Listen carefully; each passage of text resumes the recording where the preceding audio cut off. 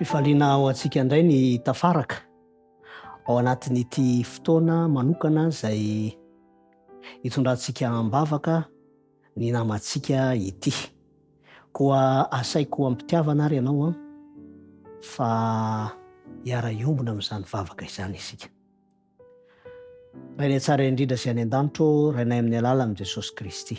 Misaotra anao izahay noho ny tombontsoa izay mbola omenao anay, ahafahanay miara mitrotro am-bavaka ny namanay.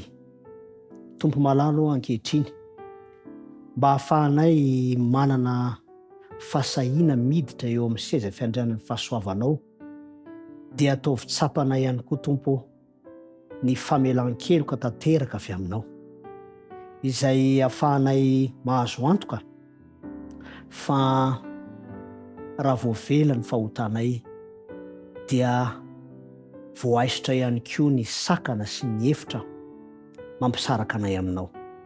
Koa mitrotro am-bavaka manokana ny mpanomponao Ange Léonore izahay amin'ity fotoana ity. Taio manokana ny tokantranony ary toy izany koa ny asany, satria ianao Tompo no efa nanankinany ny fiainany.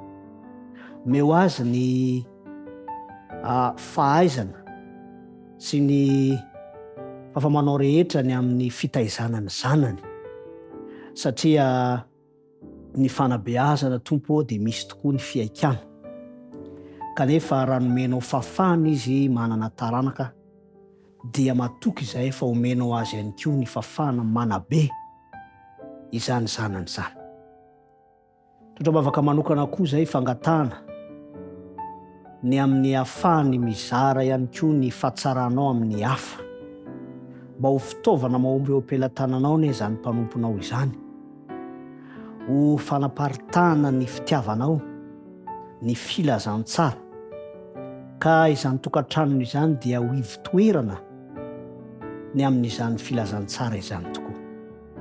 Mahatsapa izay Tompo fa raha ataonao aminy izany dia azonao tanterahana aminay rehetra ihany koa. Koa sitraka indrindra raha tsinonina amin'ny anaran'i Jesosy Kristy izany vavaka izany. Amen.